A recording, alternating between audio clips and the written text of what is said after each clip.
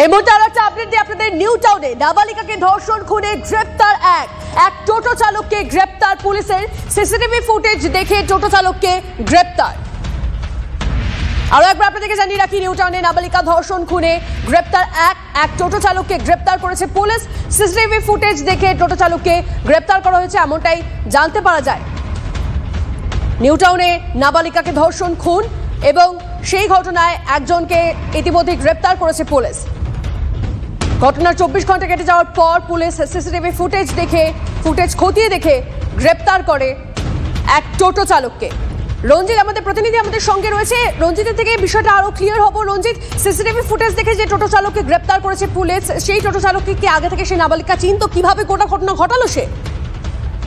দেখো, গত শুক্রবার যে নিউ টাউনের লোহাপুলের সামনে যে ঝোপঝাড় থেকে অর্ধনগ্ন নাবালিকার দেহ উদ্ধার ঘিরে প্রথমেই রহস্যে টানা বেঁধেছিল এবং পরবর্তী ক্ষেত্রে পুলিশ সেই ঘটনার তদন্তে নেমে কিন্তু একাধিক জায়গা থেকে সিসিটিভি ফুটেজ কালেক্ট করতে শুরু করে। তারপরেই দেখা যায় যে নিউ টাউনে যে সোনাঝুরি হাট এবং সেই সোনাঝুরি হাট থেকে এই টোটো চালক কিন্তু ওই নাবালিকাকে তুলে বাড়ি পৌঁছে দেওয়ার নাম করে, প্রাথমিকভাবে আমরা যেটা পুলিশ সূত্র মারফত জানতে পেরেছি, বাড়ি তুলে দেওয়ার নাম করে, বাড়িতে পৌঁছে দেওয়ার নাম করে কিন্তু তাকে তোলে এবং তারপরেই কিন্তু তাকে নিয়ে যাওয়া হয় ওই যথাযথ স্থানে, অর্থাৎ ওই লোহাপুলের সামনে, নিউ টাউনের লোহাপুলের সামনে সেই ঝোপঝাড় জঙ্গলের মধ্যে, সেখানেই ধর্ষণ করে খুন করা হয় বলে এমনটা প্রাথমিকভাবে কনফেস করেছে সেই টোটো চালক।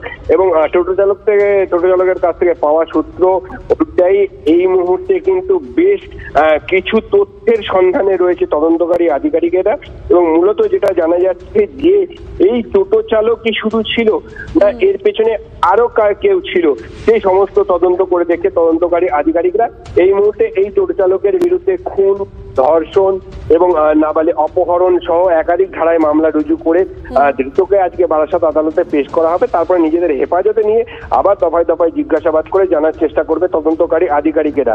বেশ, নজর রাখো রঞ্জিত, ধন্যবাদ।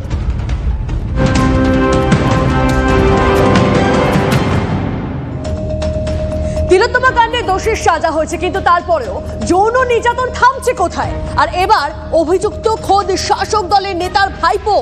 চকলেটের মধ্যে ঘুমের ওষুধ খাইয়ে নাবালিকাকে ধর্ষণের পর প্রেগন্যান্সি টেস্ট করার কিট পাঠালেন তৃণমূল নেতার ভাইপো। জলপাইগুড়ির কোতোয়ালি থানার ঘটনা, থানায় অভিযোগ দায়ের। বিষয়টি জানাজানি হতেই পলাতক অভিযুক্তকে দ্রুত গ্রেপ্তার করে দৃষ্টান্তমূলক শাস্তির দাবিতে সরব বিজেপি, তৃণমূল। অভিযোগের ভিত্তিতে পক্সো আইনে মামলা রুজু পুলিশের, অভিযুক্তের খোঁজে তল্লাশি পুলিশের। আমাদের নাতনি স্কুলে পড়ে, স্কুলে আমরা তো জানি না ঘটনাগুলা। তো স্কুলে যায়, টোটো চালায় ওই ছেলেটা। হ্যাঁ, আমাদের পাশের বাড়ি, পাশের দিকেই টোটো, ওই টোটোতে যাওয়া আসা করে, অন্য টোটোও যাওয়া আসা করে। হঠাৎ করে একদিনকে ওকে উঠাই নিয়ে গেছে, কোথায় নিয়ে গেছে তাও আমরা জানি না। এখন মেয়েটাকে নিয়ে গিয়ে অনেক কিছু ঘটনা করছে। কোথায় তুরন্ত আসামিকে অ্যারেস্ট করবে সেটা না করে মেয়েটাকেই থানায় বসানো হলো। বাস করে মোহাম্মদ জসিরউদ্দিন না কি তার নাম শুনলাম আমি, অবিলম্বে পুলিশ থেকে গ্রেপ্তার করুক, অবশ্যই তাকে গ্রেপ্তার করতে হবে। এবং আমি আপনাদের বলি, ব্যভিচার, অন্যায়, অবিচারের একটা সীমা থাকে। মমতা সরকার সমস্ত সীমাকে লঙ্ঘন করে ফেলেছে। কেউ যদি কোনো সমস্যা হয় তৃণমূলের কোনো ব্যক্তির পরিবারে, সেইখানে তৃণমূল নামটাকে জড়ায় দেওয়া হয়। ব্যাপার হচ্ছে, একটা জিনিস মানতে হবে যে এই ধরনের ঘটনা যাহারা করে অত্যন্ত নক্কারজনক ঘটনা। যদি সত্যি এই ধরনের কোনো ঘটনা হয়ে থাকে যে মেয়েটাকে এই ধরনের ঘটনা করেছে, আমারও বাড়িতে মেয়ে আছে, তো আমরা চাই অবিলম্বে যে ব্যক্তি এই ঘটনা